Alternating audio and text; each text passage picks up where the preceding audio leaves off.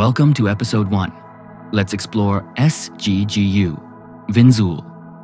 શ્રી ગોવિંદ ગુરુ યુનિવર્સિટી પંચમહાલ, મહીસાગર, દાહોદ, મધ્ય ગુજરાતની સૌથી મોટી યુનિવર્સિટી. અને આજે મળી રહ્યા છે આપણે અહીંના વાઇસ ચાન્સેલર શ્રી હરિભાઈ કાતરિયા સાહેબને. હરિભાઈ કાતરિયા સાહેબને 1 વર્ષ પૂરું થયું છે. એ અંતર્ગત આજે ઘણી બધી વાતો એમની જોડે કરીશું અને ઘણી બધી માહિતી મેળવીશું. તો આજે મળીએ હરિભાઈ કાતરિયા સાહેબને. કેમ છો સર?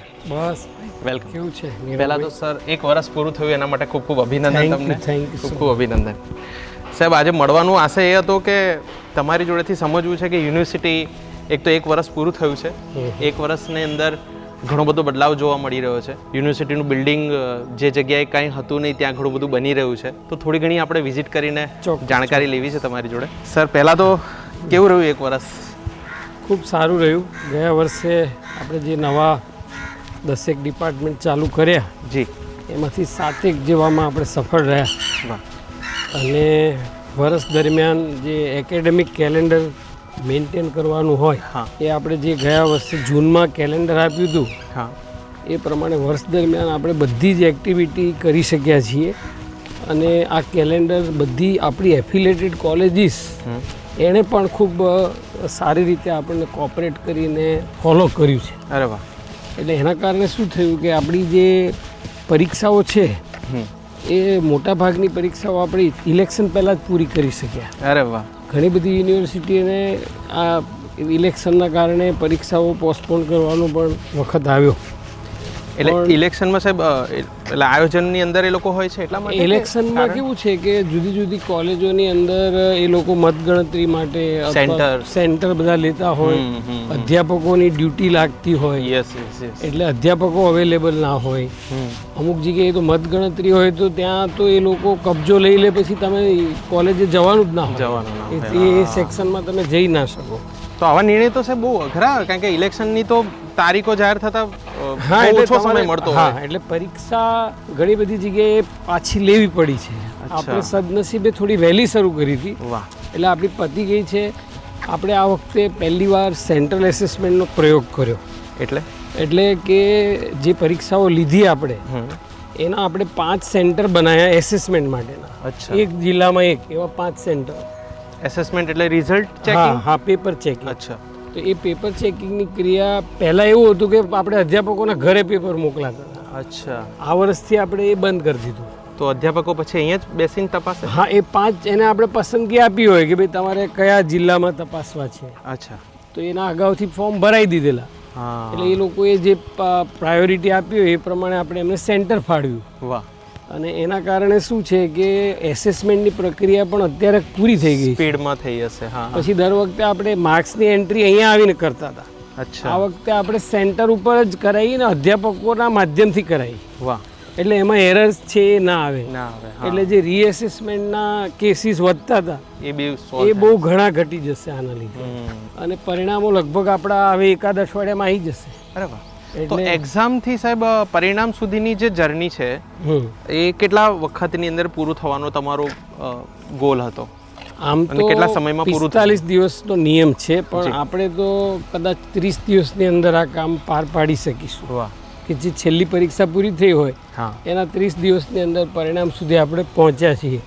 એટલે એ ગાળો આપણે ઘટાડ્યો છે. અને બીજા નંબરમાં શું થયું કે એકેડેમિક કેલેન્ડર આપણે પહેલેથી કઈ એક્ટિવિટી કરવાના છીએ, કલ્ચરલ એક્ટિવિટીઝ, સ્પોર્ટ્સ એક્ટિવિટીઝ, એ બધાનું કેલેન્ડર પહેલેથી ફિક્સ હતું. એટલે બધી જ ઇવન આપણું કલ્ચરમાં પણ આપણે ઘણું સારું કરી શક્યા. કલ્ચરમાં સાહેબ એટલે યુવક મહોત્સવ કર્યો આપણે, સ્પંદન કર્યું. બહુ અદ્ભુત. તો એમાં પણ વિદ્યાર્થીઓનો અગાઉથી જ તારીખો નક્કી હતી એટલે બહુ સારો પ્રતિભાવ સારો રહ્યો. Yes yes. એવી રીતે સ્પોર્ટ્સનું પણ આખું આપણું કેલેન્ડર હતું. એના લીધે સ્પોર્ટ્સની એક્ટિવિટી પણ ખૂબ સારી રીતે થઈ. અને સૌથી અગત્યનું આપણું યુનિવર્સિટીનું જે કોન્વોકેશન છે, જે યુનિવર્સિટીની ખૂબ મહત્વની ઇવેન્ટ કહેવાય. તો એ કોન્વોકેશન આપણે આ વખતે શ્રી ગોવિંદ ગુરુના જન્મદિવસે એટલે કે 20 ડિસેમ્બરે કરી શક્યા. વાહ. અને આપણે એની એનાઉન્સમેન્ટ જૂનમાં કરી હતી કે આપણે 20 ડિસેમ્બરે કરીશું. અને આદરણીય રાજ્યપાલશ્રીએ પણ આપણી આ જે ભાવના હતી એ પ્રમાણે એમણે પણ આ ડેટ આપણને એડજસ્ટ કરી આપી. બાકી ઘણી બધી યુનિવર્સિટીમાં કોન્વોકેશનની ડેટ છે એ બહુ બધી વાર બદલવી પડી, પણ સદનસીબે આપણે ગોવિંદ ગુરુના જન્મદિવસે જ રાખવું હતું અને એ પ્રમાણે આપણને રાજ્યપાલ સાહેબે સમય આપ્યો. એ વખતે તો એમની પાસે 2 રાજ્યનો હવાલો હતો, મહારાષ્ટ્ર અને ગુજરાત. છતાં પણ આપણને આ તક મળી એટલે એ પણ ખૂબ સારું થઈ ગયું. એટલે મારી દ્રષ્ટિએ શું છે કે જો એકેડેમિક કેલેન્ડર આપણું પહેલેથી ફિક્સ હોય કે એમાં બધા જ ઇવેન્ટ્સ આવી જાય તો મને લાગે છે કે તમારું જે ટર્મ છે એ બહુ સારી રીતે ચાલે અને સમયસર બધું પૂરું થાય. આપણે આ જે સામે બિલ્ડિંગો છે એની શરૂઆત આપણે ગયા મતલબ જૂન મહિનામાં ની આજુબાજુ થઈ અને આ જૂન સુધીમાં આ બંને બિલ્ડિંગ લગભગ જે છે એ પૂરા થઈ જશે. બહુ સ્પીડમાં કામ થાય છે. જનરલી જોઈએ તો આવી ઇમારતો બનવાનું જ્યારે વિચાર આવે તો એવું લાગે કે ભાઈ 10-15 વર્ષ તો નીકળી જ જશે, પણ ગયા વર્ષે અહીંયા કશું હતું નહીં ને આ વખતે એકદમ ફટાફટ કામ થઈ રહ્યું છે. આની પાછળ તમારું મતલબ કઈ રીતે ફોલોઅપ ને કઈ રીતે હોય છે? નોર્મલી શું છે કે આનું જે બિલ્ડિંગનું કામ છે એના માટે આપણે એક બિલ્ડિંગ કમિટી હોય છે. અચ્છા. જેની અંદર ગવર્મેન્ટ ઓફિસર્સ બી હોય છે. અરે વાહ.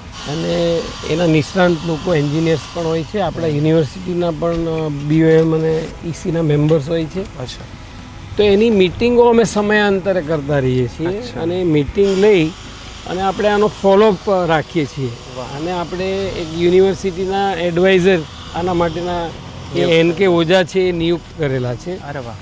એટલે એ પણ એનો ફોલોઅપ લેતા હોય છે. અને યુનિવર્સિટી તરફથી પણ સમયાંતરે આ બિલ્ડિંગ આમ તો કન્સ્ટ્રક્શન ટોટલી આપણે R&B ને આપેલું છે. છતાં પણ યુનિવર્સિટી તરફથી આપણે એમાં વિઝિટ કરીને જોતા રહેતા હોઈએ છીએ કે બધું આપણા સ્પેસિફિકેશન્સ પ્રમાણે ચાલી રહ્યું છે. આપણે જે સમય મર્યાદા આપી હતી એ પ્રમાણે ચાલે છે. સમય મર્યાદામાં ન થાય તો આપણે ટકોર પણ કરીએ છીએ કે ભાઈ થોડું આ કામ લેટ ચાલે છે. એટલે મને લાગે છે કે એના કારણે અને કોન્ટ્રાક્ટર પણ લકીલી આપણને સારા મળ્યા છે પંકજભાઈ. એટલે એ પણ બહુ જાતે પણ સેલ્ફ મોટિવેટ થઈને કામ આગળ વધારે છે. એટલે ટૂંકા ગાળામાં આ કામ જે વર્ષની અંદર આ બંને બિલ્ડિંગો તૈયાર થઈ જશે. એટલે મને લાગે જુલાઈ મહિનાથી આ બિલ્ડિંગો પણ ઉપયોગમાં લઈ શકાશે. સાહેબ આપણે બહારથી જોઈએ તો આ એક આખું મહેલ જેવું અને એક અલગ જ એનું ટેક્સચર છે, એના પથ્થર, આ બધી વસ્તુઓ, એના વિશે થોડુંક અગર આપ તમે જો જાણકારી આપી શકો તો. આ પંચમહલ. હા. પંચમહલનું જે આર્કિટેક્ટ હતું. હા, મૂળ. હા, એટલે મારા આગળના જે આદરણીય વાઇસ ચાન્સલર પ્રતાપસિંહ ચૌહાણ સાહેબ હતા જી, એમને પણ આ ડેવલપમેન્ટમાં ખૂબ રસ લીધો છે. અને ડિઝાઇન જે બની એમાં મને આર્કિટેક્ટ એવું કહ્યું હતું કે સાહેબે એ વખતે એવું સજેસ્ટ કર્યું કે બહારથી પંચમહાલ જેવું લાગે અને અંદરથી એકદમ આદ્યતન હોય એ પ્રકારની ડિઝાઇનની સાહેબે જે ભલામણ કરી અને એ પ્રમાણે આખું જે બધા બિલ્ડિંગ્સ છે એ બહારથી તમને મહેલ જેવા લાગે અને અંદરની ફેસિલિટી એકદમ અદ્યતન છે.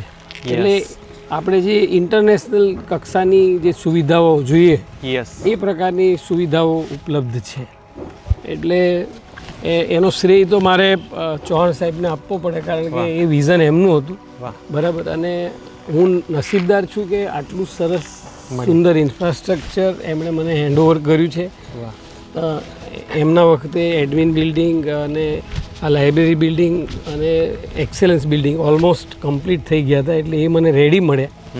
અને બાકીના આ જે 3 બિલ્ડિંગ છે, સાયન્સ બ્લોક છે, મેનેજમેન્ટ અને કોમર્સનું બિલ્ડિંગ છે અને આ ભાષા ભવન તો 4 વિભાગમાં વહેંચાયેલું મોટું બિલ્ડિંગ છે.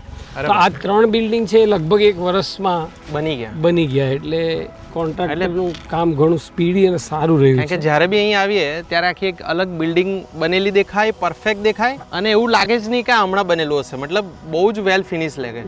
અચ્છા, ભાષા ભવનની આપણે વાત કરી. સર, ભાષા ભવન એટલે શું થવા જઈ રહ્યું છે? ભાષા ભવન શબ્દ જ પહેલી વખત સાંભળવા મળ્યો. એમાં ભાષા ભવનની અંદર આપણે ત્યાં જે જુદી જુદી ભાષાઓ છે જેવી કે ગુજરાતી છે, હિન્દી છે, સંસ્કૃત છે, અંગ્રેજી છે, આ જે આપણી મુખ્ય ભાષાઓ છે એ બધી ભાષાઓ ના અલગ અલગ વિભાગ અહીંયા ચાલશે. અચ્છા. અને એ સિવાય આપણા બધા જે શાસ્ત્રો છે, માનસશાસ્ત્ર છે, સમાજશાસ્ત્ર છે, બરાબર, રાજ્યશાસ્ત્ર છે, પછી હ્યુમાનિટીઝમાં હિસ્ટ્રી છે, જિયોગ્રાફી છે. તો આવા અનેક વિભાગો અહીંયા ચાલશે. અને આ વિસ્તારની તાસીર જે છે અહીંયા આર્ટ્સના વિદ્યાર્થીઓ મેક્સિમમ છે. હા આપણે યુનિવર્સિટીના 1.5 લાખ વિદ્યાર્થી લઈએ હા તો 1.5 લાખની અંદર 1 લાખ વિદ્યાર્થીઓ આર્ટ્સના જ છે. અહીંના લોકોનો રસનો વિષય છે કે અહીંની હા, અહીંના વિદ્યાર્થીઓ આર્ટ્સ તરફ જોક વધારે હોય છે. એટલા માટે તમે જોશો ને કે આપણે જે બધા બિલ્ડિંગ બનાવ્યા છે તો એમાં સૌથી મોટું જે બિલ્ડિંગ છે એ આ ભાષા ભવન છે. અને આપણા વિદ્યાર્થીઓ અને અધ્યાપકોને એમને લંચ ડિનર કે બ્રેકફાસ્ટ કરવો હોય તો એના માટે આવી એક સુંદર મજાની આપણે કેન્ટીન બનાવેલી છે. અને હજી આપણે ભવિષ્યમાં વિદ્યાર્થીની સંખ્યા મળે તો આ બીજા બધા બિલ્ડિંગ જે રીતે 2 માળના છે એમાં આને પણ 1 માળ આપણે એક્સટેન્ડ કરી શકીએ એવી સ્થિતિ છે.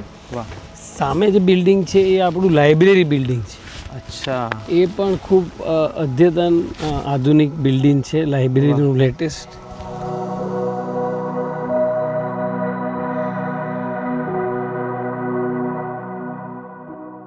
That's a wrap on episode 1. In the next episode, we will bring you detailed insights into various departments and much more. If you enjoyed this video, please like and share. Stay connected with the SGGU YouTube channel. Thanks for watching.